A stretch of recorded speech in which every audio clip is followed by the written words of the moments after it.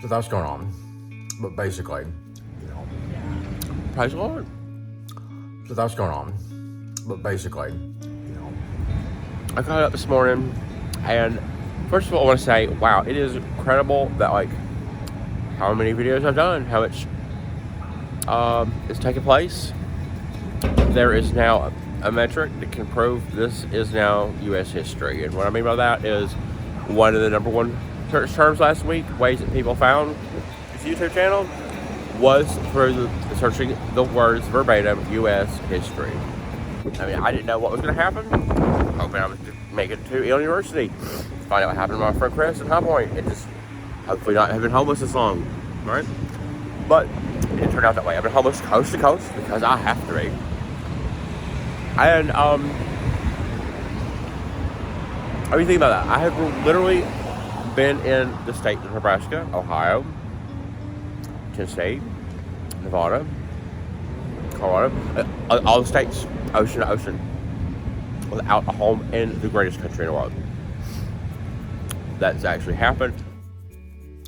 So that's going on. But basically, I ain't never gonna stop saying two things. Praise the Lord, you still better when you say it. You do. And another thing is great. One of our leaders of our family, Grady, our favorite song was Forever and Ever Amen by Randy Travis. And Uncle Mike had a barbecue with him. Cookout or something. So that's going on. But basically. But it's like, you take me back. When I hang out with you, it's like 1992. There's some connection I can't explain, and then you also, I met you. You loved me into the next lifetime, and you couldn't even stop yourself from doing it. You couldn't do it, and there ain't nothing to be ashamed of. So that's going on. But basically, there are still people out there who are giving Tom Acosta the very best that they have. And for most of those people, it's cash. It is cash to keep Tom Acosta fed, warm, safe, and dry as he sleeps with a 7-year-old boy and as his firstborn son endures the 626th night homeless for the second time. As more than 500 veterans of the Vietnam War pass every 24 hours, and the Mural for Raynell continues to not exist and will never need Tom Acosta's help in any other way other than a prison sentence for stealing the money. So that's going on. But basically, yeah, conversation can. Are you going to say the same words back to me? I feel like, I know. But we're going to like tomorrow, next week, whatever. I ain't stopping living without you. Like when I die, get my last breath, it's you. That's what I had. And I hope other people love you. Ain't nothing wrong with that. But I do. And I'm never gonna stop. So that's going on. But basically, every time, right? But what the dishes? I mean, I enough. It's just like, well, I'm not home. You are the best. You are like, I have this weird, I can't talk around you. And then I could talk to the entire world. I already went #1 in the country for this kind of stuff. Do it. Going to. It's like God's plan. Remember him? So that's going on. But basically, what's right never changes.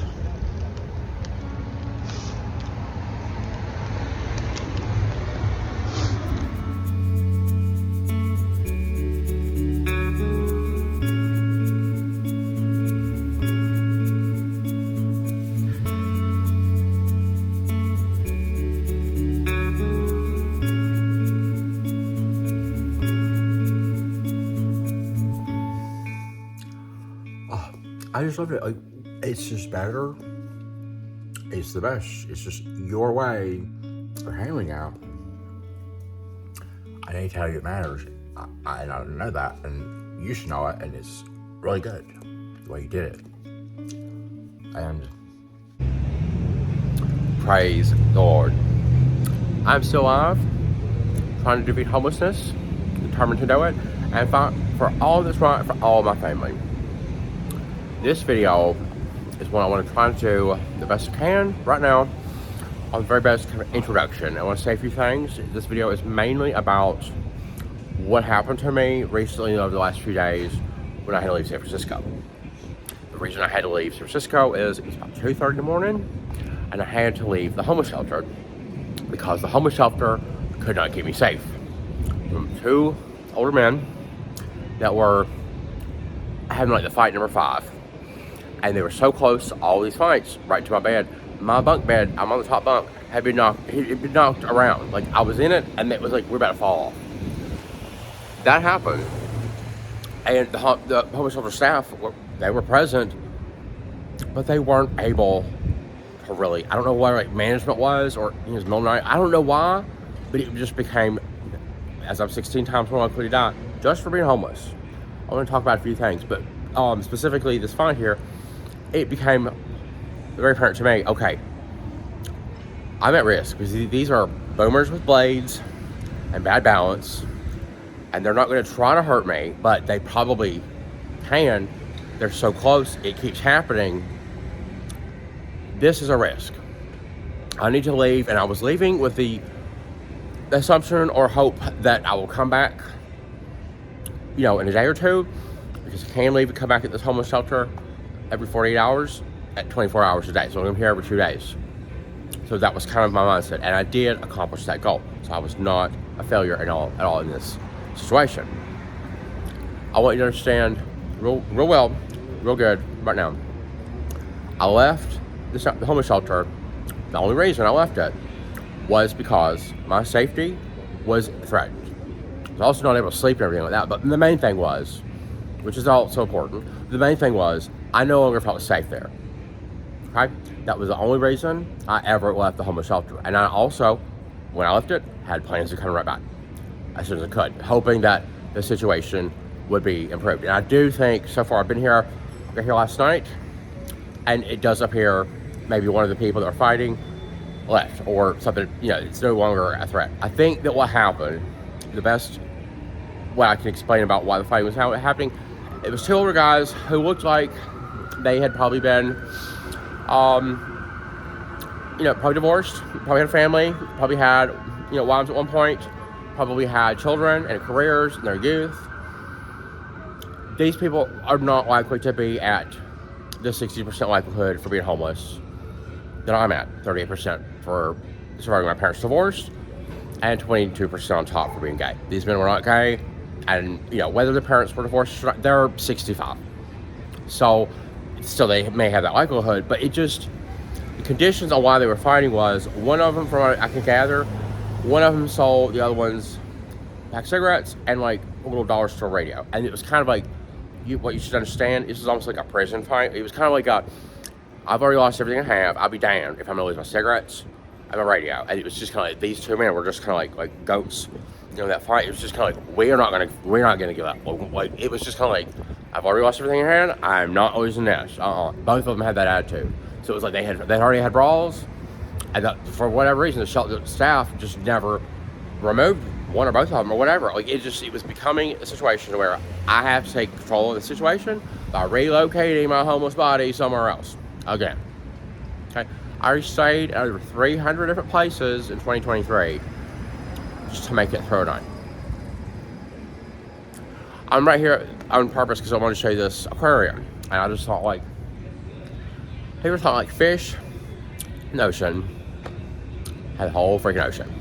Even if they're in the Indian Ocean, they can get to like Mediterranean Sea if they really, the whales can, right? So, but here in this fish tank, this aquarium, there's little fish in there. It's open. It's just not open right now, but it was open the other day. There's fish in there, and they're just in that little tank, and that's all they see. And I think about like people who might watch my videos, if it's in West Virginia or if it's in wherever, someplace I've never been or thought of, you know. And so, you know, you may have lived in your same small town, or you may have, I understand your ability of wanting to maybe try to understand and appreciate the people that do. So I want to say that. And then I want to talk about something I don't talk about a lot, but I want to talk about right now, and it will be a part of some other clips in this video. It is my drug use, okay?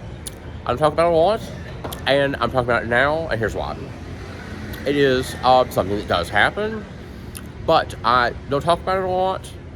It does happen, and why I'm talking about it now is because I feel like now would be a good time to. I'm not going to talk a lot about it probably in the future.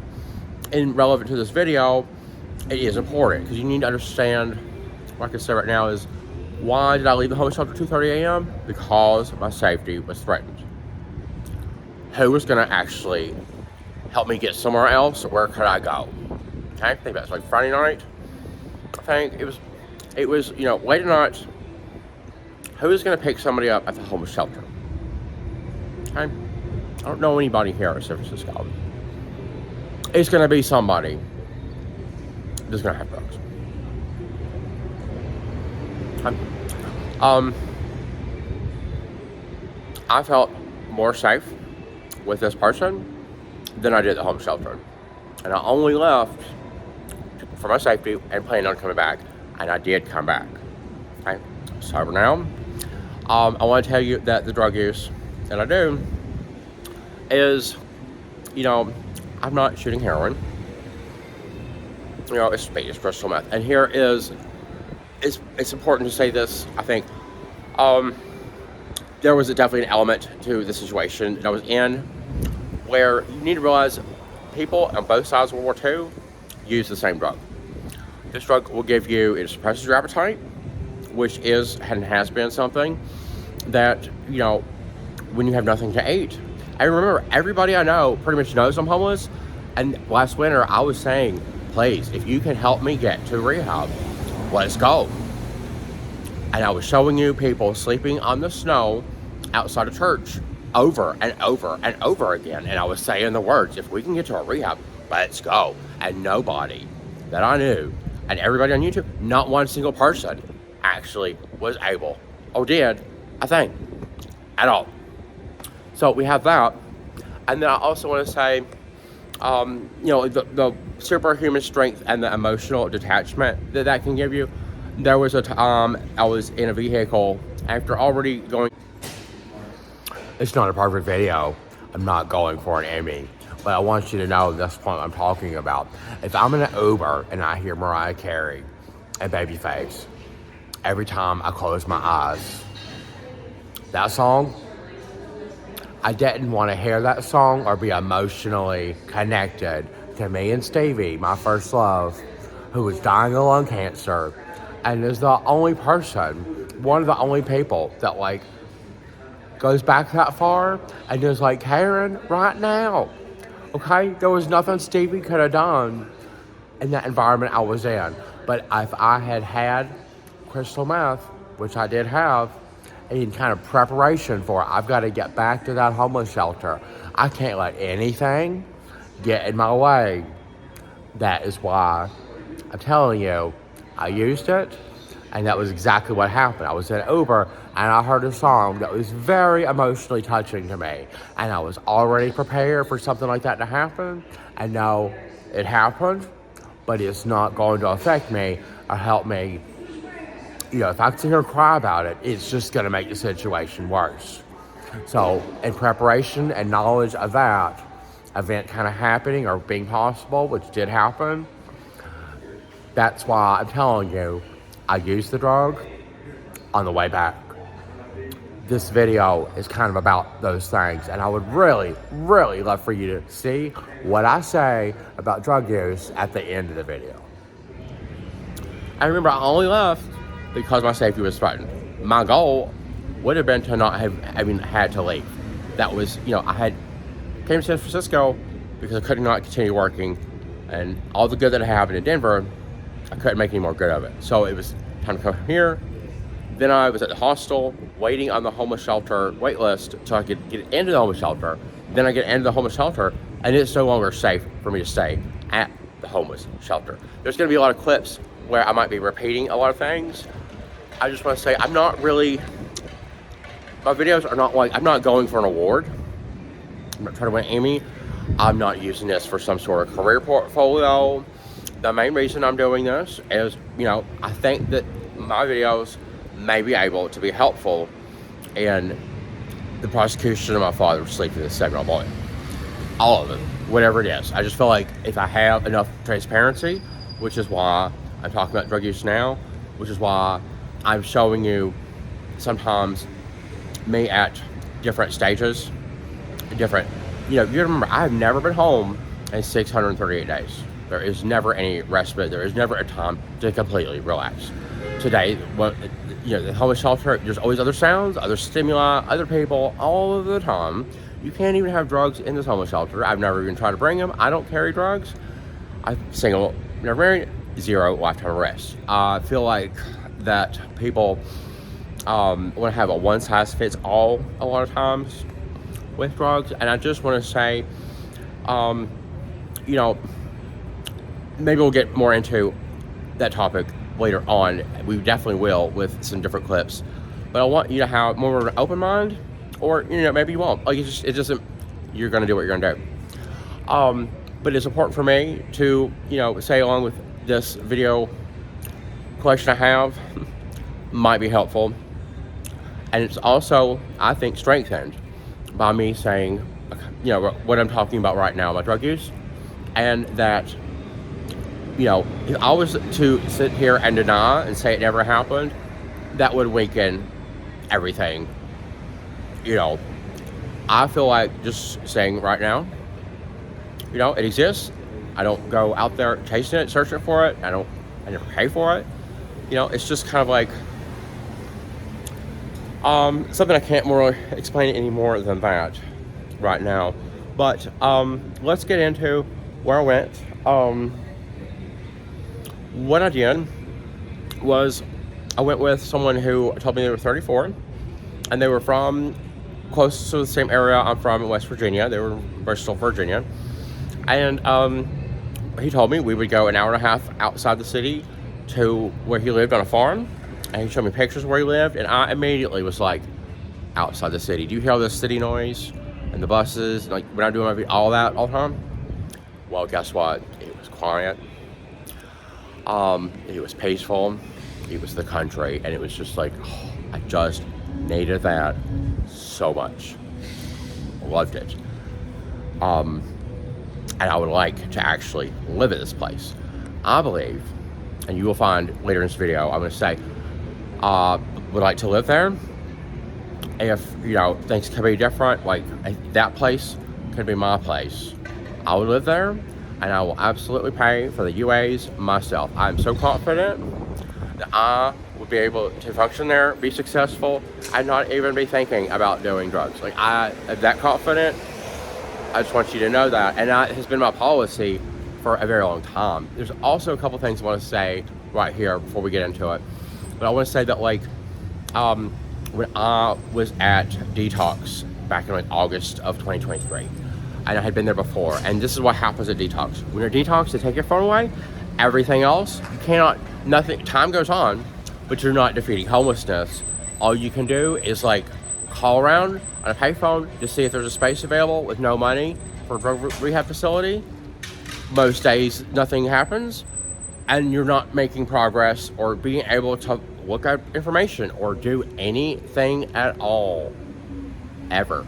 Like it's just like you don't have anything. You have going from like being outside and not knowing where you're gonna sleep at night to you can only be in this little room with all these other people, who seem to have, from my experience, less life stress and just more of a party kind of like I do not like Detox. And then when I actually got to rehab, I remind everybody, they told me they didn't know what time dinner was. They had misled me about pursuing a work opportunity. There were so many things happening there that I met with the one person who was a competent adult, and she said, I understand why you want to leave. God bless you. And she sent me on her way. We shook each other's hand, and I sent her a thank you note. Another thing I want to say is way earlier, when I first returned to Colorado back in like October 2022, I think is when that was, I actually was in a sober living facility. And the way that happened, I went to house 1, which was like a detox house. I was so clean, they UA'd me, that I got there after midnight, and by like 2 a.m. they were like, you can't even stay here. We actually need you to go right now. So I had to like disembark in the middle of the night from where a place that was safe, be in danger again, just to go from a drug detox house 1 to their section 2, like their house 2. And when I was at the house 2, that's when I contacted everybody and I said, will you please email my mother? I don't know how long this voucher is for, but it seems to be running out pretty soon. I do want to stay here. I will be fully able to agree, and I did. I did all the UAs, passed every single one. They UA'd us like every day. Okay? My mother refused. My mother refused to help me stay in that sober living facility. I was working on replacing Social Security card. I was doing everything I could to get a job right there in Aurora. My mother refused. Like, she's not even, like, you understand, that's how awful and toxic my parents are. She actually, I mean, my dad didn't do a thing. Really, he didn't. He made things worse. And my mother, I was already in a stable, sober living facility. Like, what kind of parent wouldn't say, if you're already there and you're willing to obey the rules and you're being nice and you're asking me to help you do that? My mother actually said, I don't see any point in me being involved. She refused to help me stay at home. Okay? I'm telling you all that, and then I'm telling you when I do drugs, and I'm telling you that it happens, but I'm telling you I've never been arrested, I don't carry, I don't go look for it, I never pay for it. You just have to kind of have more of an open mind. Let's get into this video. I don't know how it's going to be. I've already spent 15 minutes doing an intro, but I'm not really going for any type of anything but the truth. I'm showing you what I can show you, which is, you know, a lot of this is like live action, in the moment, surviving as it happens. This is a video about just the last few days, and there's 2 significant events that happened or are happening right now that is, you know, becoming more of this like U.S. history, because that's a search term. One of the number 1 ways people on YouTube are finding me is through the word searching U.S. history. The man of my dreams, his mother, is flying constantly, all of the time, and she will not stop. She is paying a higher cost every single day than she ever paid before to go the same speed, about 575 miles an hour, to wherever she can go in this country to do whatever crazy, freaky, stupid, boomer shit she's doing at whatever bank will help her get it done. It's awful. I'm caring about that. It's been on my mind a lot through this video, and what experiences you'll see in the last few days. That's on my mind a lot. It is awful. She actually told him, you need to go on. It's time for you to move on from the house she ain't never ever been to. She just bought like a month ago, Arizona. He trusted her mother. After me and him, after I couldn't continue to work in defeat homelessness, he went to her. He was already homeless for more than 1,200 days and already a U.S. veteran the day I met him. He went to her. After all that experience and history they've had, he still thought she would be the best person. And that's what she's doing, and she's telling him to go on. He's got a wrecked vehicle, and he doesn't know how he's going to pay for his phone. Phone bill might already be cut off. That's what we're going through as she's trying to fly first class 3 or 4 times a day all over this country, and she will not stop. So that's what's going on. I left the homeless shelter because it was too dangerous at this homeless shelter for me to continue on at the homeless shelter. So I left and came back. That's the main thing, and now let's get into me surviving all this. Another little pre-disclosure before we get started. I want to tell you, there's going to be people that see me. I want you to focus on the words I'm saying, and a lot of these things are like clips of videos I was sending to friends, and I have this background. I've just kind of selected a little street with, you see the glittery lights? Behind that is fog, and then in the fog is like the tallest building in San Francisco, but you can't really see what's on top there. And it's just kind of like there's going to be people that are just going to be like, he's freaked out, whatever. I don't know. I don't have to show you this.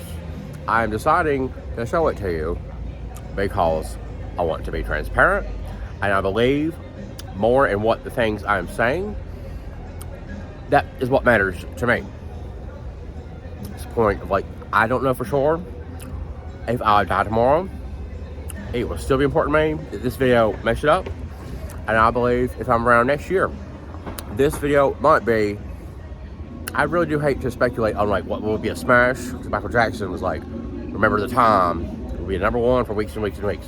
It never was, because I Always Love You by Whitney Houston bought that for happening, and they were friends. But thing is, I wanted to let you know that. And I also wanted to just say, there is a picture, I saw it, of my mother getting married for the 3rd time.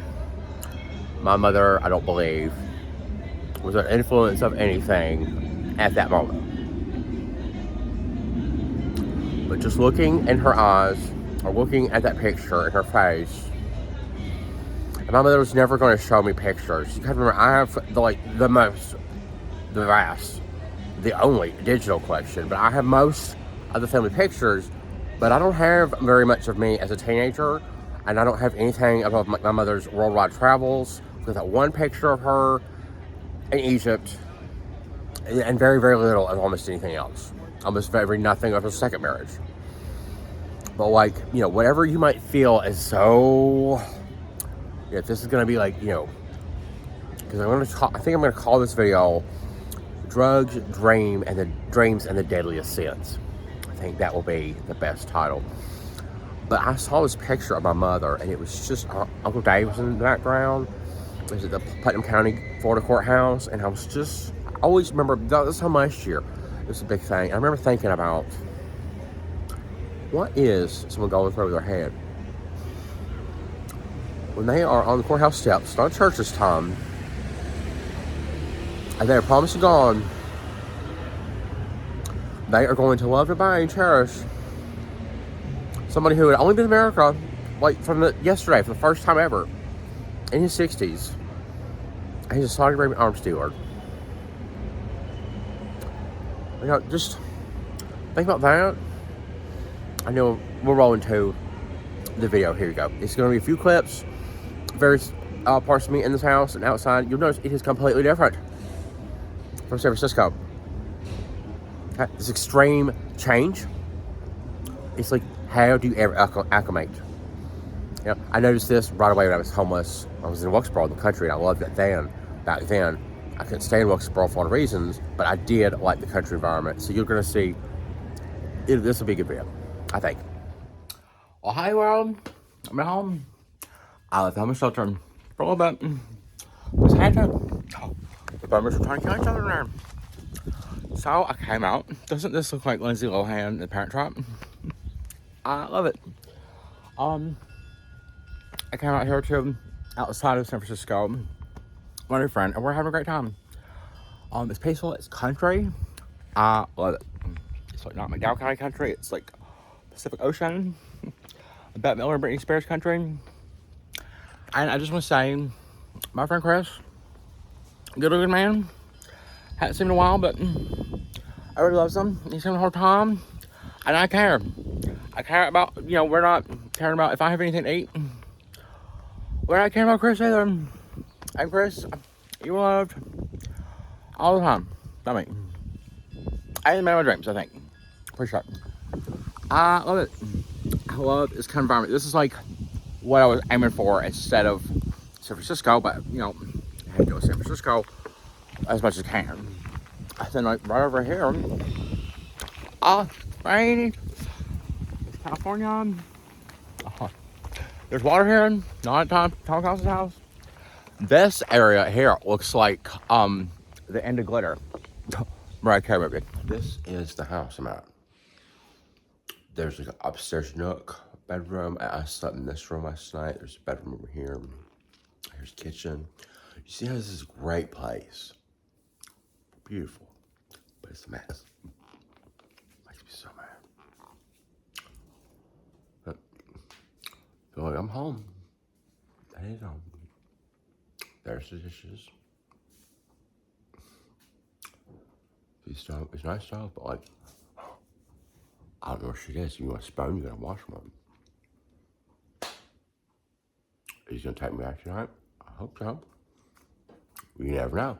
Important thing is to remember, 623 days homeless. The most important thing 48 hours ago was don't get killed at the homeless shelter because they were about to knock over my bed. Right here, option. It's 2 days later right now. It's my bed. I don't have protection. What if they walked on this side? Pull. Okay? If these boomers are strong in front 5 times, then they can get the fuck out and go back to work. They're not going to. They can deal with it. How did they end up here like Alice in Wonderland? Well, now we're gonna solve this. But like 48 hours ago, I could have died. It was really bad. They were just right. They were like right here. Just where they were, and they were. Like, it was. That's where the fight was happening. And I was. Like, I can't take it anymore. But now, of course, I think you can tell I'm fine. Like, yeah. So what? Like, it's just. No. I ain't still nice. You crash cart meds. I ain't trying to cost the fucking kid. You didn't do it? No, it's just as they bounced right off. Me and Devin talked about that too. I was like, I'm gonna come see you. It's gonna have to happen. Like, Facts we have today. Humanity out there is like Taylor Anderson and Tom Acosta went on vacation by himself to Maine in a global pandemic. Drew Acosta went on vacation to Denver. He barely graduated college. Nathan Acosta never went on vacation by himself, and Rada went on like way too many. I have carried around 2 bags of popcorn because we're homeless. You don't have a microwave. Jamie at home. I want to tell you something that might be, maybe you want to tell your mom. I don't know. Just say that because I care. That's all. Care about her. You do. I do. I've thought about her a lot for years. Anyway, the point is, I ain't got my shirt on because it's 102 degrees where it was. It's so hot. And, like the microwave wasn't working. It ain't working. And I needed it to work. So, starting, here's the point. We've got kind of red flag. So here, it's not that bad of a deal right now. I think I'm going back to San Francisco tomorrow. But he's someone where the parents stayed married. They're retired and still together. So he is not been through it. We've been through war. So I get that ride credit limit. I just, well, yeah, through it. Like, I ain't gonna stop and just turned out where I'm okay with that. But like, I can't deal with microwave. And I'm dealing with the soup of the toaster. Then I'm like outside, I'm too loud. I can't be here. Like, I have now become, it's been 24 hours, not even that. I just like, well, an hour and a half away. But like, he can't deal with, like, I've already been at 300 different places last year. Let her stop believing I need to get better. You get your steaks, I think. And it's just kind of like, I bet you know when it's not to be told the best and you go to combat, I'd write, well, being the best don't feel the same because it just what kept me alive. Okay, you came back alive. Matters. I always will. And, you know, I know what it feels like to be the best. And it's just like, what else can I be doing? I've got to get out to San Francisco. My own stuff. He can't go to microwave. The dishes are dirty. It's just like, I'm a bother. But it was the best thing for me to do. Just come here.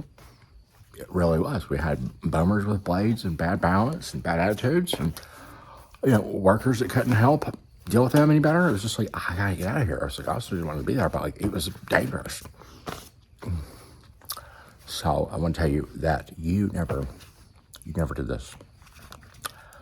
There was a time I came unannounced, not a phone, and you know, you said I could stay there, give me 2 cigarettes and a soda. We didn't know I was coming. And I just stay there. You told me not to clean, and you never, ever made me feel,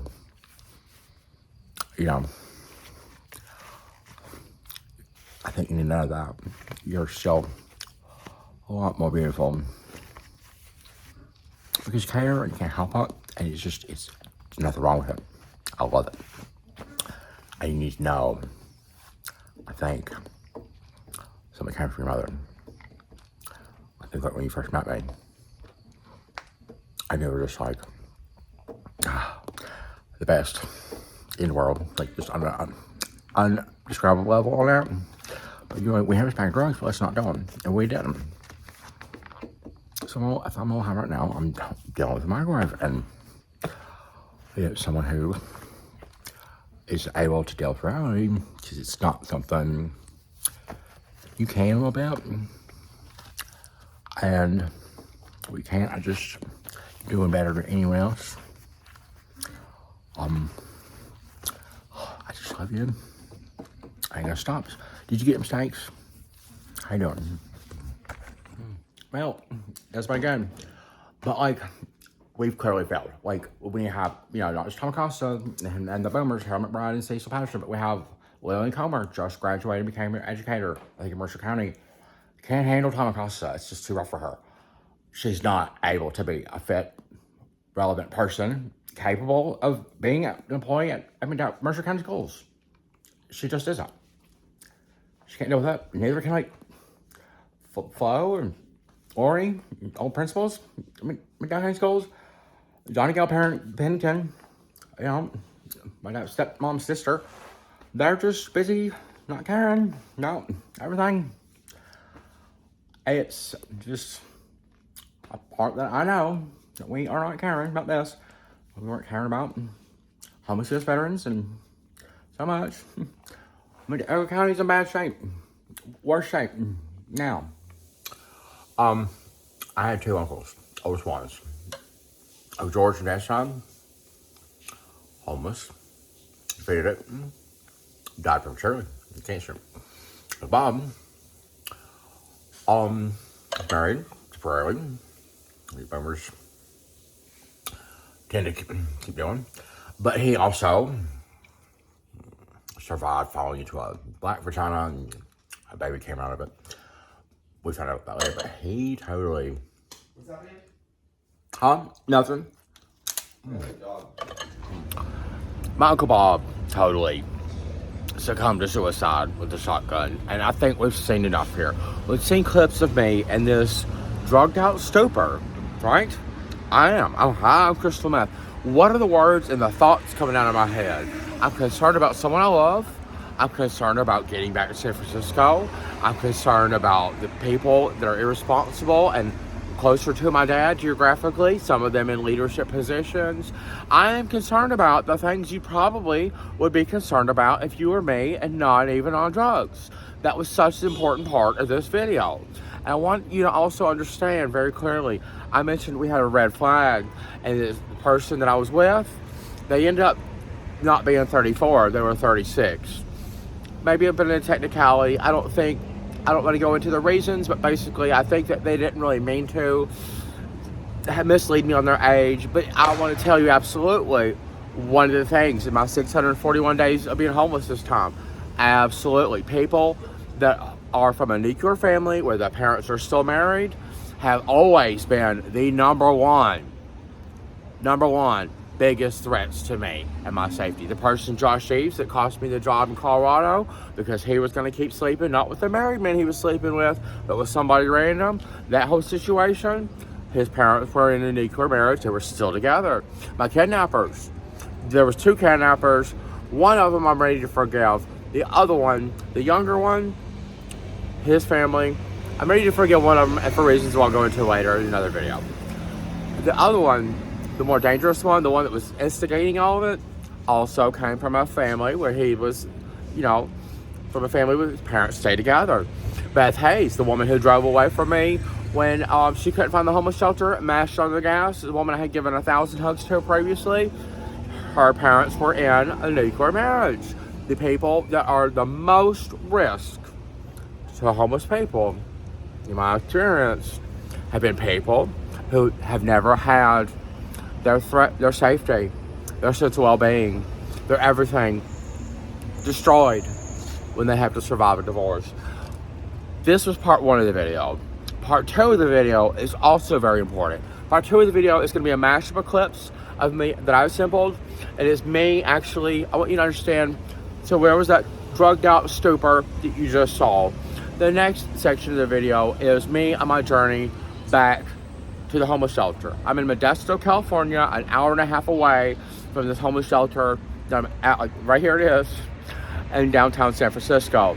I have to get back to this homeless shelter, and I did it successfully, but I want you to pay attention particularly to that part where I'm at Walgreens. That's probably going to be closer to the end of the video, but the words I'm saying, I cannot believe in any more today than I did right then, than I did last week, last year, year before, and I'll believe in next year.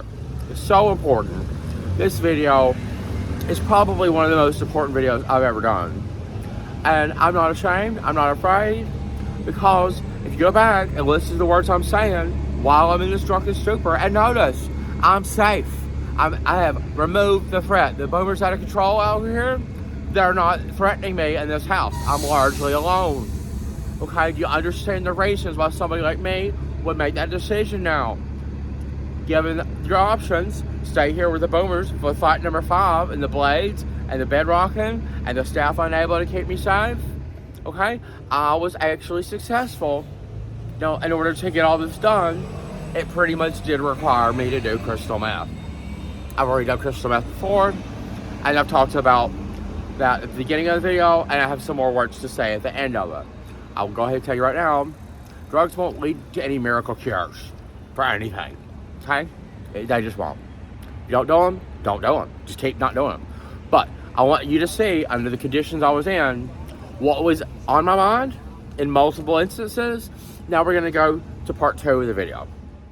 I'm not my dad aiming for perfection in a perfect painting here. I'm actually doing this voiceover walking down the street in San Francisco. But I want you to see this picture. This is that individual's mother that I was with. And I want you to see all the beauty in her and how much he obviously still loves her. And she's, younger. This is probably before he was born. But that picture is, a beautiful picture, a beautiful woman.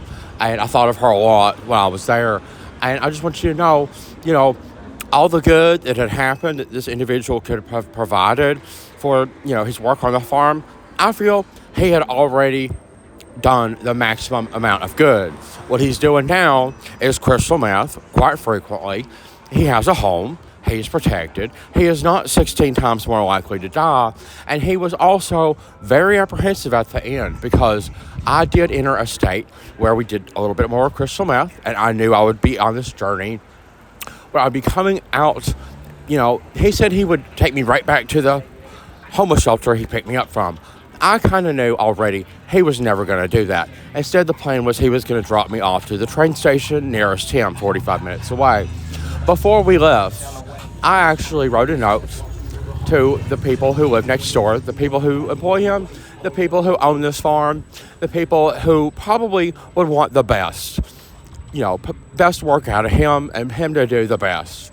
And I wrote a note and I just said, this person is not the best. I am the best. Please give me a call. And I wrote my contact information down. He was absolutely coming unglued that I was knocking on the door. He didn't even come to the door. He was staying around the corner where his truck was, and he was telling me to come back. And I actually was able to drop the note off. I didn't see anybody, but I dropped the note off. I'm going to follow up because remember, these people probably want the best work possible, and the best person that they can find is already doing drugs in this home. So I think I have a chance to explain myself and hope that they might see my way of reasoning. Maybe they will want me to be the person that lives in the home and does the work that he's doing. But I want you to know, during this time, I smoked a little bit of crystal meth. I entered this warlike state. It's like soldier kind of level of mental frameness. And I just all of the custody exchanges, all of the sheriff's deputies, all of the years of trauma of surviving my parents' divorce, it all comes right back like military training. And I knew it was going to be a long haul. I knew that we might not get to the train station. And I didn't know what was going to happen, but I knew I had to get back to the homeless shelter. But I just want you to know all of those things. And here we go. This is going to be me on the side of the road because we never even made it to the train station. And I kind of figured that kind of thing was kind of likely to happen. All right, hey, let me try to explain this really quickly. I needed a place to leave. The homeless shelter was not safe. They were almost knocking my bed down. They'd already fought forward. They were going to keep fighting. She told me that, like, they're older. They've lost everything they had in life. And one's like, I'll be damned if you can take pack of cigarettes from radio. The other one's like, the other way around. So that's the situation. So I left. Went to go hang out with Brandon, right? Brandon's out in the dust but he was there when I needed help. And all that mattered to him was I was hot and ready to have a good time. I needed to be out. That's why I left. We get over to Brandon's. It is the perfect situation. It's a farm, you got a house, next door is where the boss lives. You know, we're doing math, but like, hey, she's having fun. And then I'm staying over, you know, till it's gonna come back. I got to get the homeless shelter 2 nights or forfeit the bed. Then I was homeless in my desk cell with no money. Okay? But remember, the reason I was homeless shelter, I wasn't safe there anymore. 16 times more likely to die. So I had to solve the situation. Over at Brandon's, it just turned out to be, he ain't the best. He's somebody that he lied about how old he was. He's 36, not 34. But then he's from a married family from Bristol, Virginia. So we had that real good connection being from the same place in a way. But then it just became, I mean, the dishes in the sink. And like everything's messy and shitty. And like, it's just, I wrote a note and I went next door and I put it on his, I guess, boss's. I opened it, I don't ring the doorbell. And he was like, please don't do this. He's got drugs. They kind of know, I'm sure. He ain't the best. I just wrote up contact information. I said, I am the best. Brandon isn't. Please contact me. I mean, I was out there smoking a cigarette, and then he was like, my neighbors texted me, said you were coughing. Like, I mean, he got that level, you know? Like, you can't be here right where I want. Like, you're homeless? You are, like, he was just, so I was like, he's scared. He did help me get an Uber. He's supposed to be here in a minute. It's taking me to the train station. I mean, it's just like, you know, he doesn't care that I'm homeless. He's scared. I ain't scared. Hopefully they'll contact me. Thank you for sending me an address. I'm going to contact them. I need to be there. He can just find a way to just hold on. I don't really mean anything bad to him, but he doesn't need to have that kind of place and this kind of attitude and bring people to do drugs. He just got real lucky. Maybe he'll learn something. I'm the best. If I had that place, I would never do drugs and bring people there. Okay, I got the ride. What's going on with Austin? Same parent? Kevin. Don't know exactly who he's with. And went to Arizona. And he didn't have any family there, you know? His mother just bought a house there. And she bought it like a month ago. All right, make this quick video so I can send it to the data and everything. I'm at this train station. I'm really calm. I really am. I have $5 to my name and I have $5 to clip a card. That is all that I have to get back to the shelter that I left because it was safe. Maybe it'll be safe now. Maybe one of the guys ain't there. But I've got to do this. Am I thirsty? Yeah. Do I have any money? $5. So I don't know where anything is? No. Like, but all this happened and I'm calm. I could use some help, but like, you know, I'm not gonna send a video. I gotta get back. Or I won't. Like, it's just, this is what's going on. During the same time, like last night, it's like 1 o'clock morning. Devin's called me and saying, Nathan, I'm at this house. My mom told me to be here. And she's been in 11 different states, going as fast as she can across these 11 states. She told me it's time for me to leave this house she just bought, like less than 30 days ago. Because it was weird that that Devin was in Arizona, that he was there because the mom bought the house there. Just something that she bought. And then he immediately was there. She told me to go to it, and now she's telling him to leave. And he's just like, what else was I supposed to? I'm like, this is exactly how it was at my dad's, except, you know, she just bought this house. She's doing it money laundering. She is spending, it's costing her everything at a higher price all of the time. She cannot go any faster. She cannot go any higher. Devin knows it's up for her. Like, next week, Probably. That's what's going on while this is going on. I was trying to do this video and with this homeless emergency, the best I could explain it with the video and all of the capabilities that I can do it with right now. I just got a text from Brandon. You know, and he was like, dude, whatever you're doing, just don't fuck me over. I'm like, well, let's evaluate the current situation. What did I do? I went to the person next door who owns the farm, and I knocked on the door. He didn't come by. I thought he was going to come by, like sitting right next to me, and be like, hey, this person's a deranged person. Like, he was going to do whatever he could. And I'm calm. He's the one that's lost his shit. I'm calm, and I'm just like, my name's Nathan. Brandon here is not the best. I am. Can we talk? I'm going to go to the train station, or that's what me and Brandon's about to do. He'll take me to the train station, but I'd like to talk to you. That was the goal of wanting to talk to his boss next door. So then we get to the train, I get back to the truck, and he didn't even come up to the door. I was hoping that there would be, like, you know, the cameras, the little, you know, all those kind of things. I was hoping that all this situation would be like, the, you know, people who live here are going to see. He's going to see me being calm, knocking on, ringing doorbell, being polite. He's going to be losing his shit, telling me not to come over there and stuff, which he was standing by his truck around the corner, real close, but he couldn't see me at the door. He's just like, come back now, you can't be there.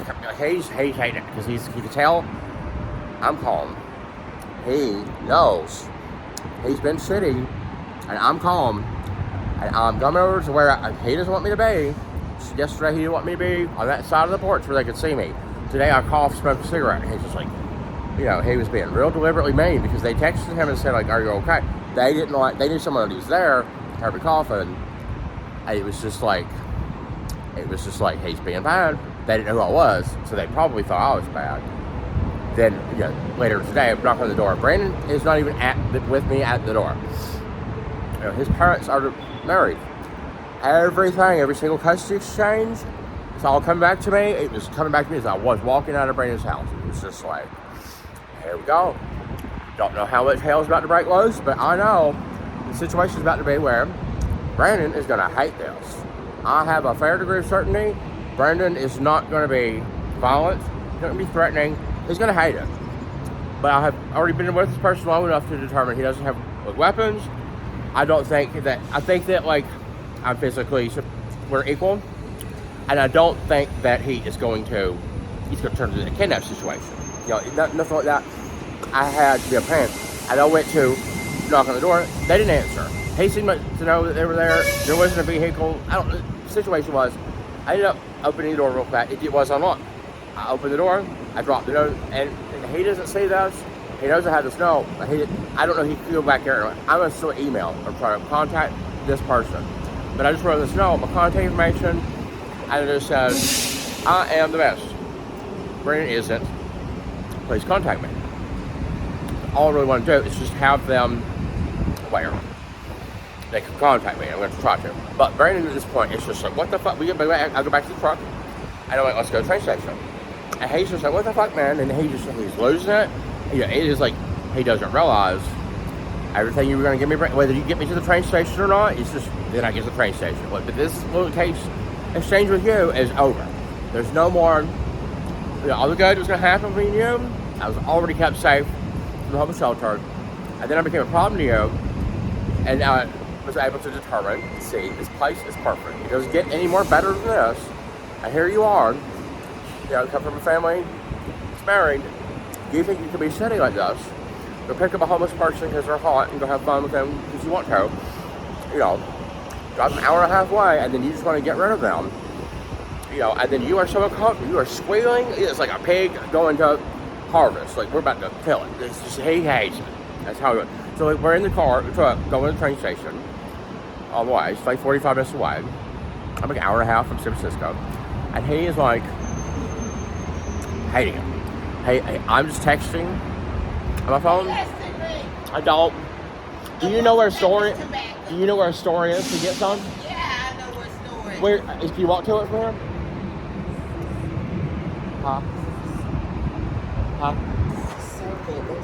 Oh, so wait, if I get off another... If you walk in the square, you'll be in the right same place. Okay, so we get on the train, go do another stop. Yeah, you coming with me with your damn phone, because I need to use the phone. Yeah, hold on. So as soon as I could make it happen, immediately what just happened, that lady needed to make a phone call. She was a nice lady. She didn't seem threatening. We both had questions about, like, is there a way to get tobacco, like, nearby 7-Eleven. Turns out she got out of jail. She didn't have shoes. She wanted a phone call. She wanted a cigarette. I gave her a lighter because I got 2 right now. Got to turn the lighters in at the homeless shelter. I am thirsty, for sure. Like, all of my, I could die. Like, all that's going on. I'm here. I've never been on bar before. We'll see. It's going to be this one. Hold on a minute. Hold on just a second. So in this clip, I want to show you where we left the station we were at. I just got an escalator. I was doing my video. That lady interrupted me. I could kind of tell it's time to help. She's asking for help, and I let her help. Whatever help she needs, she made a phone call. I had a phone. Why not? She might help me. And she did. She immediately was like, she made her call. And then she was like, well, since we don't know where we can't get to it. She knew that there wasn't a place nearby to buy tobacco. I only have $5. Maybe she didn't help me with the cigarette, but it was just kind of like, she knew there wasn't a place nearby at all. So then she was like, well, let's go down here on this. She knows the bar system. And she just got out of jail, doesn't have shoes on. She knows the area. She's just in a bad spot right now. She made a phone call, it's gonna work out for her. But she was like, oh, I'm gonna help you. So she had this bar card. I do have $5 on my bar app. And I did look it up right before I started doing that video where she needed help. And it was like, it's gonna cost $7.20 to get there the way I'm supposed to get there on the app. I had $5 on there, that's all I had, and then I had $5 on the bank account.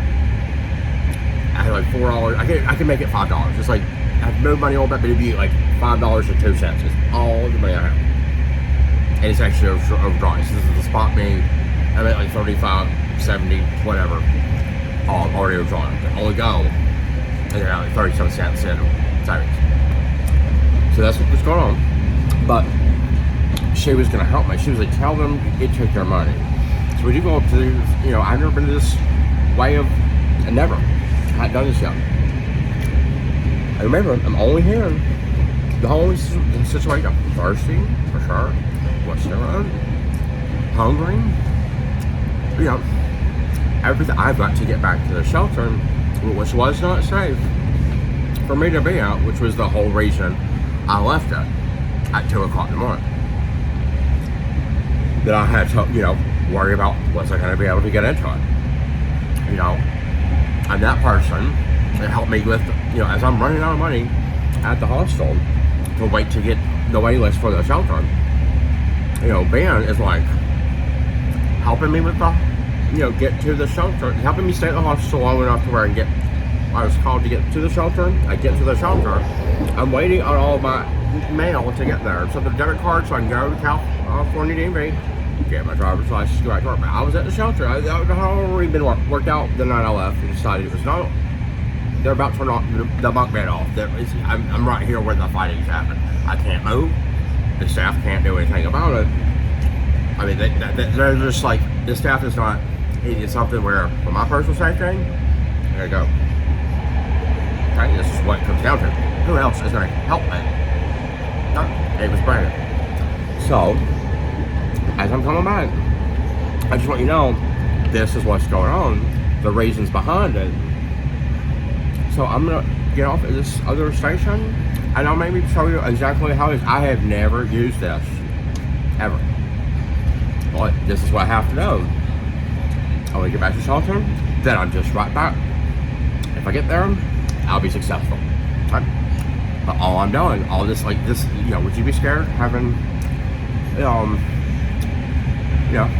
there was $6.74 on this thing.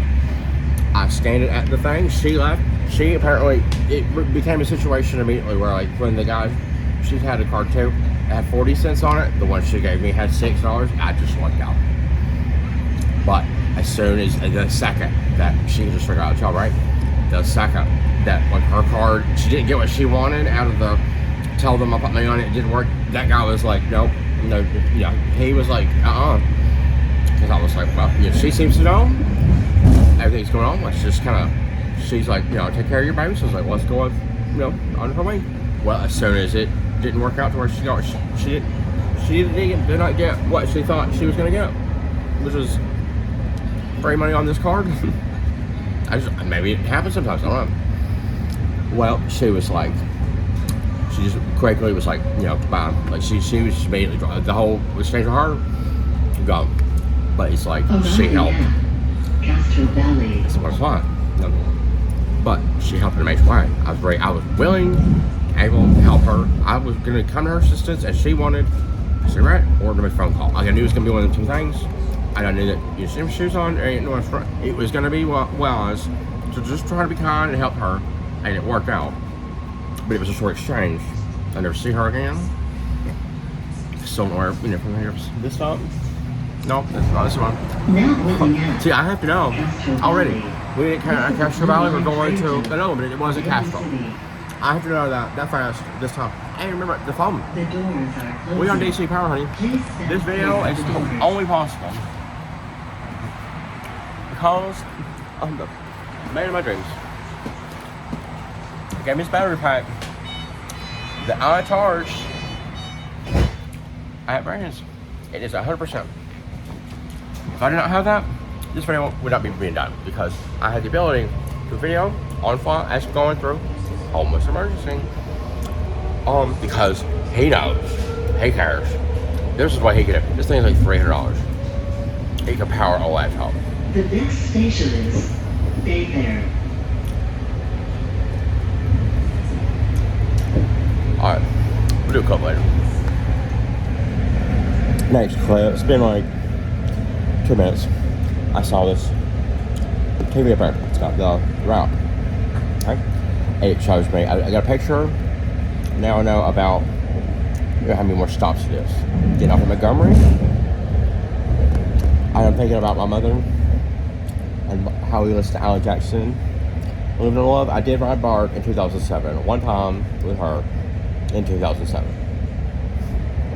I had never done this before.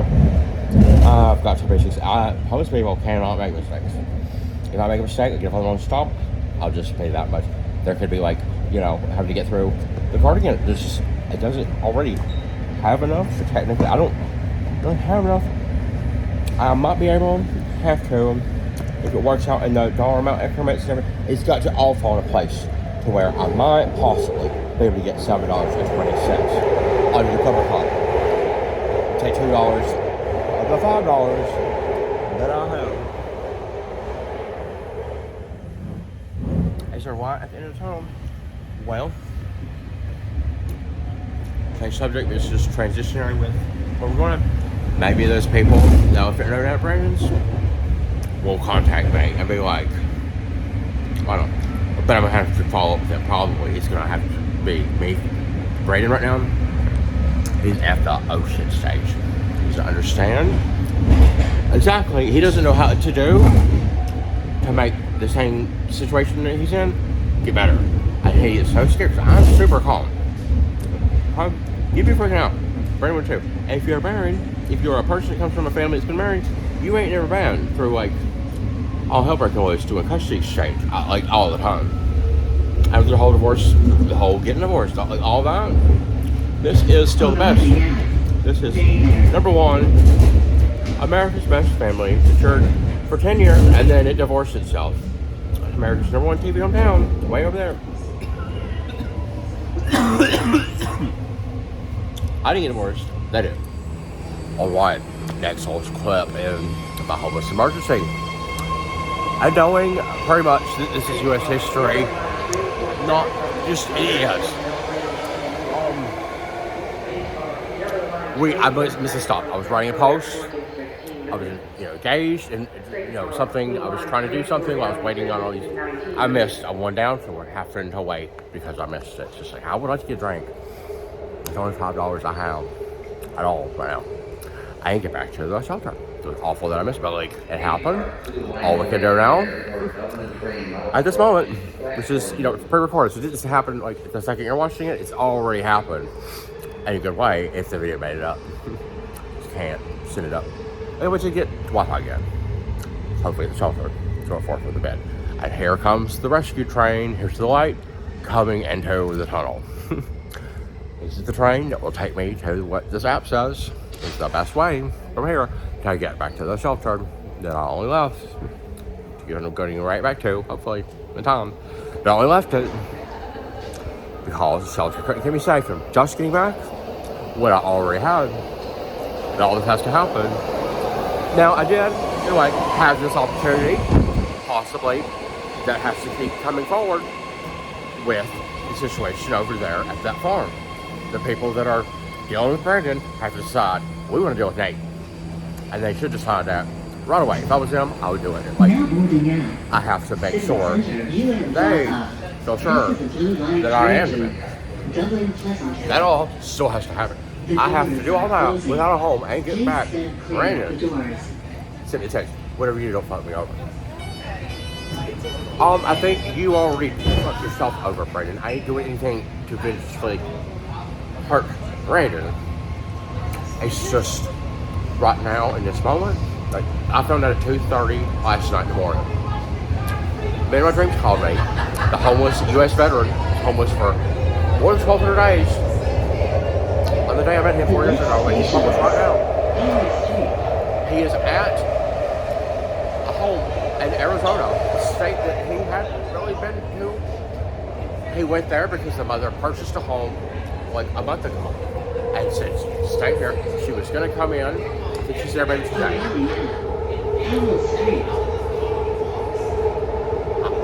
It's like real life event to make sure. I've got to figure out where I'm going. But I will tell you, she has been traveling across 11 different states. She's doing something wrong. She's moving as fast as she can, and she can't move up much faster anymore. Alright, let's make a quick, really good segment into what I'm doing now. I went back. I don't know how I'm confused right now, but here's the main priority for me. I'm getting off at Powell. It's supposed to be Montgomery. I thought I missed it. Coming back one more. It turned out this is. I don't know exactly what's going on because I'm, also engaged right now in just trying to document the experience. But I have decided I am so thirsty. Remember, I was thirsty when we left Brandon's, the farm. I was thirsty then. That's how long I've been thirsty. And I'm homeless. I just came back where I am. I've decided at this point I'm going to go. Yep, I've never ever been here before in my life. I am going to go try to obtain refreshment with the only $5 I have. San Francisco is the second most expensive city in the United States. So that's what I'm going on under. And then, I've decided that is going to be the very best thing I can do is to get something liquid down my throat. However, that's going to happen. And then I have to still get back. I have to get that done before I can figure out how to get back to the shelter. That's where we're at. All right, this is how much being homeless. This is it right here. I can get past this thing. If I can get back in it, we don't know yet. I've got to go get something to drink. Is that important for me to get something to drink? Then I get back to the homeless shelter, which might be forfeited. Following this, how I'm only left it going because it wasn't safe for me to be there, and I'm only going back to get back where we had. Maybe, but I've got to get something to drink right now. Once you cross these things, it just gets harder. Most people cannot make mistakes. Why? What just happened? Well, I had to cross that thing. While you working there, I had no cares, not for anything at all. She wouldn't tell me. I figured it out. I cut this thing and it said add fare because I didn't have enough. Remember the first shelter, the first station? I have no idea where I'm at. I want a drink. Gotta go figure all this out. Get back. I've got to still get back to shelter. Where can a drink be? So it sells drink for $3.50. I'm gonna spend that much just to get something to drink. I have to remember that's what I'm doing right now. And I'm confident that I will still have enough time to get back to the shelter right now. I am. Somehow. I have this battery bank. I have pretty much enough battery for this phone. You can power this phone up 10 times from 0. That's how much battery I have. Which is why I'm explaining this moment we're here right now. We found outdoors. There's probably going to be a way to get something to drink now. But I'm going to still do all this. But I will show you. I went over that, what things are called? That lady was like, she didn't even care. Which is good that she doesn't really, just because has she been like, oh, you gotta pay. I don't really have, see the money that was on this card is already gone, I think. And it wasn't enough because it's still at fare. Well, I have the Clipper card, has $5 on it on the app. Not the card, but the Clipper card app, which I had when I was at hostel. And you cannot combine, I do know this from the lady who told me at the first station, you can't add this on your app. So you can't do it. So, thereby, that's like how, there is nobody to call. Okay? I don't know why people are like, that's what I'm under all the time. All of the time. This is why people like Lynette Reeves. She is a woman who, by my age, had trouble, had confidence on the calls. We sit right beside each other when I got promoted in 366 days. She lives in Bremen, West Virginia, and she recently had to unfriend me because she couldn't handle it. The news, information, and surviving all the time. So she unfriended me. My dad sold paintings of people's own homes for more than $500 in the town of millionaires in Bremen, West Virginia. When that lives there, I think I have encouraged her, if not directly specifically. I was waiting for her. She can't deal with it. She can't even go door to door and just tell these people, hey, Nathan Costa's homeless. You have a painting, like we have the paintings of the homes. She knows which ones they are. She can't deal with that. Which is why the Reeves family, voted for West Virginia, is just gonna wake up and be, we understand that Nathan, feels that Lynette Reeves is a disgrace because she just is. And she can be doing better. And she can just accept that she's gonna be learning from the best. Because Lynette had trouble helping people on the phone at work. I have to be doing this, and she can't handle it.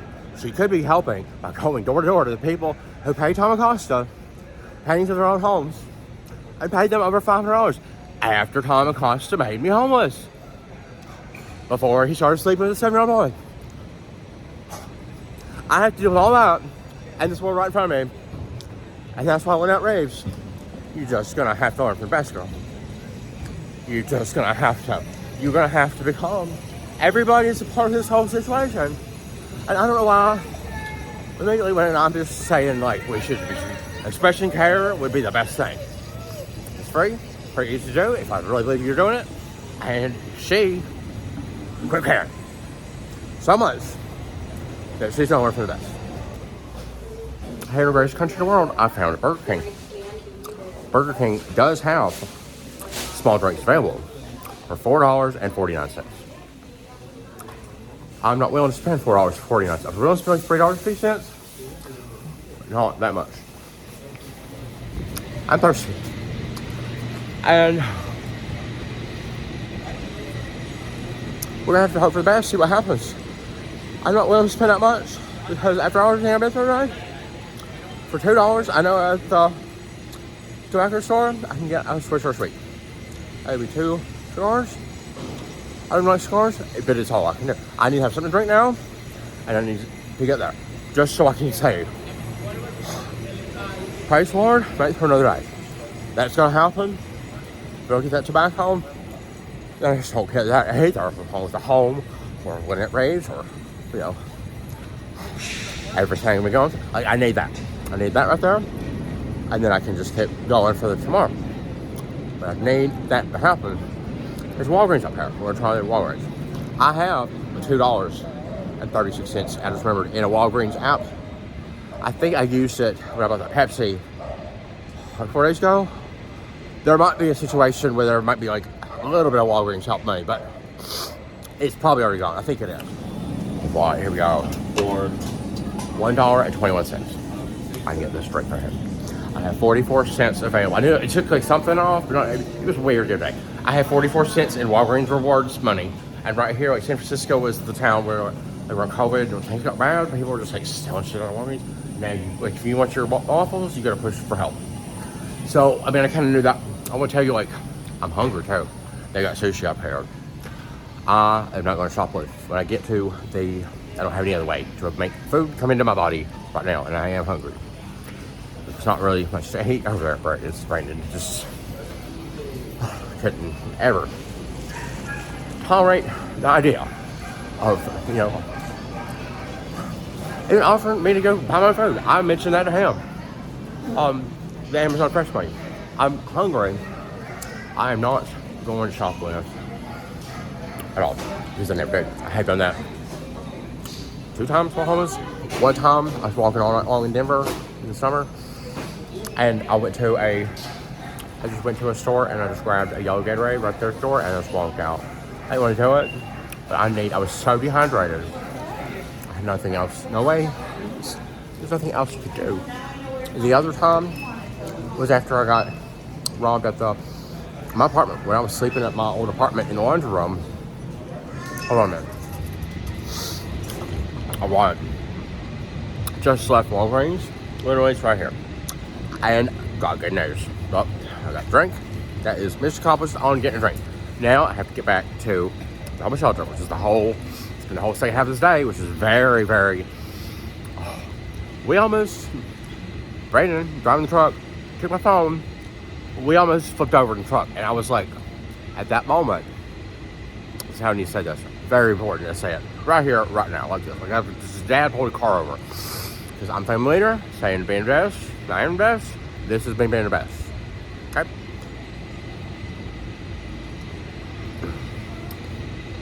The moment that he took my phone, because I wouldn't answer his questions about, what the fuck, dude? Why did I go over to his neighbors, people that own the farm and the place he's staying at, and being not the best? Why did I do that? Because he isn't. Well, another segment will explain that. What I want to say here, the moment he took my phone, I already knew. It's like this, you just live this fast. You just understand. I was already calm. I was already not answering his questions. We were already going to the train station, and he couldn't take the fact that I was sitting in this vehicle, texting and holding my phone so much that I was already prepared, because my parents were already, couldn't keep their hands off each other and were going to kill each other for all these custody exchanges and all that shit that had already happened, along with 11 years of sexual abuse that's just going to end up, affecting another relative I have. But in that moment, when he took my phone, I already knew, okay, the very next thing's going to happen is the steering wheel is going to, sure did. We almost got in a wreck. And I already, as soon as the steering wheel, less than 1,000th of a second later, I already knew, okay, next what's going to happen is we are going to flip over. Or we're about to wreck, and we're about to wreck the next second. It's going to be that bad, that fast. Because he is so pissed. I went and talked, or I did something that he didn't like at his neighbors, people that own, the boss of him. He is so mad that we almost died. Because he was going to take my phone, because that's the reason. Okay, I want you to understand that. Understand that when I just paid for the drink, I was able to use my cash out. I have $4 and something. I could have moved money in my Chime, but then I was like, let me just check cash out, and I had all but 10 cents, like a $1.26. It was like $1.36. And I didn't know for sure. I thought it was spent, but I had money in the cash out. I had to get a dime out of his backpack. So I told the lady, an Asian lady, this is the new super. You can't steal from house anymore, Walgreens. They got the sushi right there, but I want some sushi, but I'm not going to steal it because stealing is wrong. What's right never changes. And I was telling you about the other time I shoplifted when I had a Gatorade.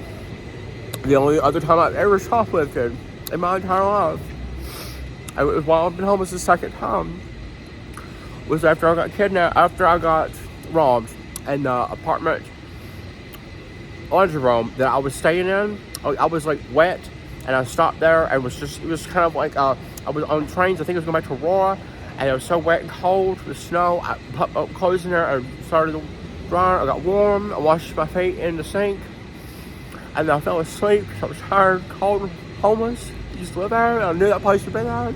And that's when somebody took my backpack, and the very next thing, I opened my eyes. My backpack was gone. My phone was in my jacket, in my pocket. And then somebody came at me with a bat. Didn't know he was still there. I was a homeless person and wasn't supposed to be there. to report him. And I had to go to 7-Eleven where I used to live, not one of the Arab-owned 7-Elevens where there's different policies. And policies at 7-Eleven, I just went there because the man was chasing me in the snow as I'm homeless, and my backpack had just got stolen, and he just chased me with a bat. And I went to that 7-Eleven, and the 7-Eleven guy was like, you need to get out of here. I don't care what happened to you. If you're not buying shit, you need to get out of here right now. So then I had to continue surviving. But I want to tell you, I came back. I didn't stop with that night. I came back a few weeks later. And the only time I ever stopped with it, besides the time I got the Gatorade, it was summer, was I went back to that 7-Eleven, and I got like a couple of Dr. Peppers, and I got a bag of chips, and a bag of popcorn, and I got like some gum. I mean, I got like a few things. And I walked out of there. It was just my way of being like, I was like completely, I was just like, I'm a shop food, I don't really need this food. Like, I was hungry, okay? But I only ever did that time. Again, then, I want food, and let me tell you just now. So, like, you know, I had to pull out a dime out of my thing here, took a minute. She got frustrated, she was pissed. She was just impatient with, like, me, you know, what I was still like, I can't do it. It is the right thing to do. I don't have she doesn't care, no, that I didn't have all but 10 cents on my cash out. And it's just going to help because that was a blessing. I didn't think I had the cash out, but I did check right before I ended up, you know, what I'm going to be doing when I get cash out. Money's gone now. So what I'm getting to is, it did flash, the thought flashed in front of my eyes. And she was, you know, being pissed and you know, being that way as I was getting my dime out. I was thinking, well, I was taking Twix right here. But I was like, at the same, within a half second, was like, no, you won't. And let me tell you why I'm making this such a big deal. Maybe this will be the start of the video. I want to tell you that while I left the homeless shelter, and the only reason I left the homeless shelter was because the homeless shelter was not safe.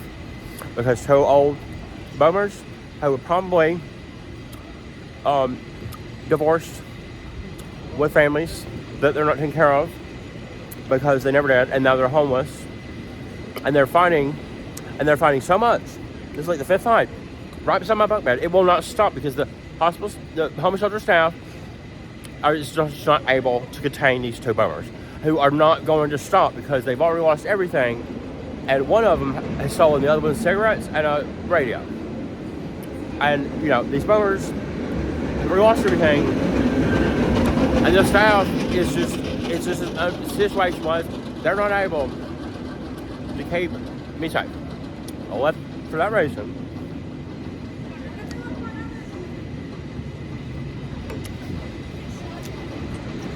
So I went to the first person I could at 2 o'clock in the morning that was willing to help deal with me like they wanted to. Right? They wanted to help. I had to be a stranger. Don't know me in San Francisco. That person ended up being a person in Brandon. And we went to this beautiful place. Beautiful, immaculate, hour and a half outside the city. It is Northern California at its best. It is a great little house. I love it. And then we have the neighbors who own everything. And then Brandon's the one that works there. Lives there, works there. Before I left Brandon's today, I sure did smoke a bowl of crystal methamphetamine. And I did it for this reason. Because it was something that both sides of World War II did.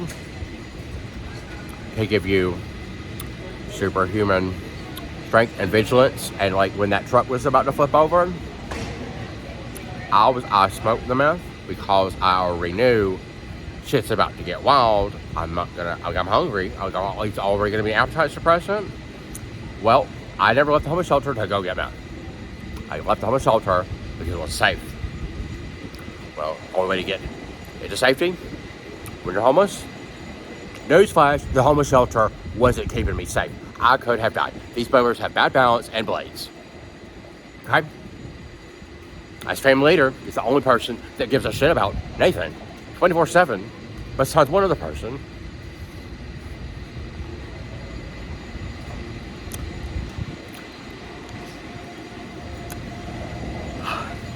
Who gave me a battery pack this reason this whole video is being done. What else is he supposed to do? He is at a home his mother told him to go to. She said she'd be there, and now she's telling him to get out. And she's crossing 11 different states as fast as that boomer can fly, as high as American Airlines can take her, and she can't fucking move. She can maybe go to the bathroom at the airplane, and then the airplane. When that plane lands, might be today, might be tomorrow, but it's happening like this week. That boomer, who was also permanently terminated in healthcare, white rededicated in 2012, which was the reason I ended up living with Tom Acosta, who made me homeless in the largest home in America and the poorest place in America. Okay, for all that, that's what he cares that I'm alive. I smoked that crystal meth, already knowing when I smoked that, already knowing. I was gonna then write a note that says, contact information, Brandon is not the best. I am the best. Please contact me. And I'll be following up with him. But I'm telling you, I smoked one crystal meth, already knowing I was going to go talk to the people. I was going to prepare to do that, and then prepare to go talk to the people next door and say, hi, I'm Nathan. I am the best. I don't think Brandon is. I don't talk to you about doing Brandon's job and living where Brandon lives. I was already in that mode. So I'm telling you that. I'm telling you, I thought about stealing. And they had already had very severely here in San Francisco deal with shoplifting. I told you I was thinking about shoplifting, and I'm telling you I did smoke crystal meth. Being available to smoke crystal meth. My decision to, that was the only way, really. I was going to be safe getting out of the homeless shelter where there's no drugs allowed, and I never had any, I never carry. Why I'm never arrested, ever. 0 lifetime arrest. Okay? But you have to understand, did I make the decision? Why did I make the decision of the homeless shelter? Because it wasn't safe to be there. The staff could not, it was fight number 5, and it was always right around my bunk bed, is where, one of the guys is right next, the very next bunk bed, okay? They couldn't help keep me safe. I almost fell out of the bunk bed. So that could have been a big deal. What if I hit my head? I'm homeless, okay? I had to just keep myself safe. The only way I can keep myself, the best way I can keep myself safe, the quickest and most immediate way to stay safe, and I'm going back to the homeless shelter. Okay, do you understand this? You have to understand this. I'm telling you, already, pretty much, we did do crystal meth when he picked me up. That was the reason he picked me up. You have to understand those things. There is no one else I can call. I was already supposed to be the very best place homeless people are supposed to be, the homeless shelter. It was not safe for me to be there. So, I'm still Walgreens. It's just in a segment, and I wanted to explain, why did I do it? I knew I was gonna be leaving that farm today and getting back somehow. I already kind of knew, even though Brandon had told me, I could pick you up. He wanted to have a good time. I need to be safe. And he said that night, he'd bring me right back.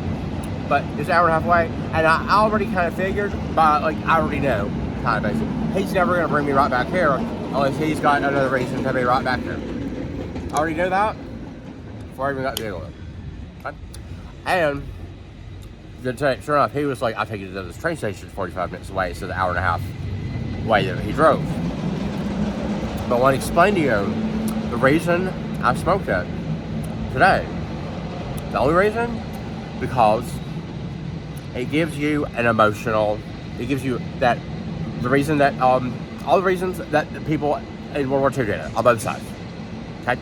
It gives you, you're heading into a situation where you're going to have to be diligent and strong and emotionally less emotionally sensitive. When I was in Uber, because what was Brandon supposed to do? First, he was supposed to take me, he said he was going to take me back right where the homeless shelter was. I already kind of didn't figure, I didn't even know him, I also didn't figure, we're going this far away? He wasn't going to do that. Remember, the homeless shelter was not safe. I was in the top bunk of the homeless shelter. It was not safe. Then, Brandon Brandon says he's going to take me to the train station. Brandon did not know I was going to be writing him and writing a note and knocking on his neighbor's door, but he was losing his shit so bad. Brandon smoked a toke. Brandon, crystal meth has a different way of affecting people, and I already knew this was likely to be in this way of events, okay? Brandon, meanwhile, is losing his shit so bad. Yeah, during the whole time, as soon as I start going over to his neighbors, that's when Brandon explodes into anxiety. But, you know, when he about to flip the truck over, I already know that Brandon already probably smoked meth before I did with him right before we left. But, so it affects his anxiety. It's like, I was in a different place. I'm in a different place right now. And I want to tell you, this is the, like, big old thing. I'm going to talk directly to Man of my Dreams. Man of my Dreams. I'm trying to live what Brandon does. And if these people think I'm the best, I'm telling them right now, and in the world, right now. God, I don't have a vehicle. I ain't going to be going to San Francisco to homeless shelter to pick people up, to go take them back to this perfect farm to do crystal meth, and then just, you know, get rid of them. And I ain't going to be like that, because there ain't going to be any crystal meth at all, ever, happening with me or anyone if I get to ever live there. Devin, I would like to get you housing so bad I can't stand it. I thought you say today.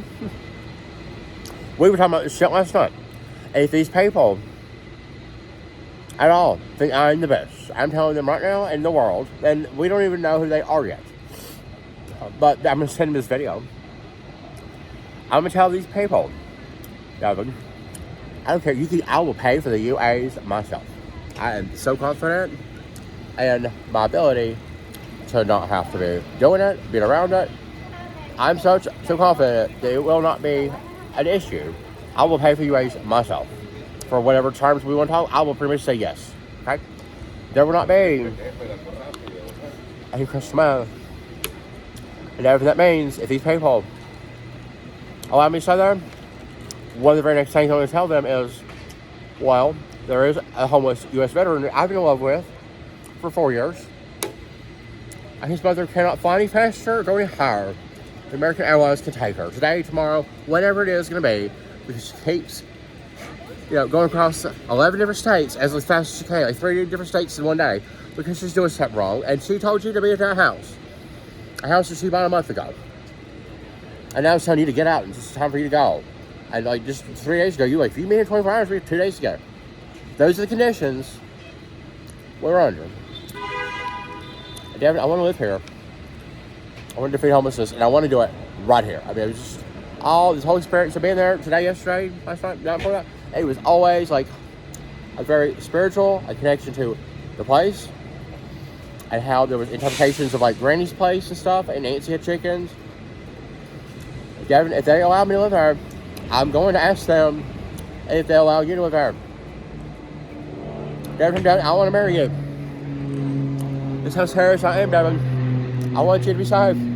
But you've got to understand, what's the next thing I'm coming out of my mouth? Devin, you can't. If they let me stay there, and say you can too, you have got to agree to the same rules. No crystal meth there ever. Okay? I can't ask you to marry me if I don't know for sure. Them days are gone. What's right never changes. And then if that was to be known and followed by everybody, I'd be sounding like Tom Acosta 25 years ago. And there I have it. It's a few nights later. I made it back to the homeless shelter. I did relocate my bed to the first floor. I am still continuing on my fight to defeat homelessness and fight for all that's right for all of my family. We haven't heard from Tom Acosta. The world hasn't heard from Tom Acosta in quite a long time. I haven't heard from him since he left me in a 6,000 square foot house with no water for over 3 weeks. What he's doing is terrible. What a lot of people are doing is terrible. Drugs are not a solution. They happen to be a solution for me to be in a safer place one time. This time. I hope I never have to do something like that again. I hope that other people can watch this video, share it with a friend, and find hope and strength and courage and resilience and all of the good qualities I'm trying to exhibit. I've been homeless for 641 days now. This video still got to upload, process, compress, everything. I've got to do everything I can do before you can even watch it. Everything has still got to be successful. I don't know if it will be yet. This is one of the longest videos I've ever done. I believe it's one of the most important videos I've ever done. What is right never changes.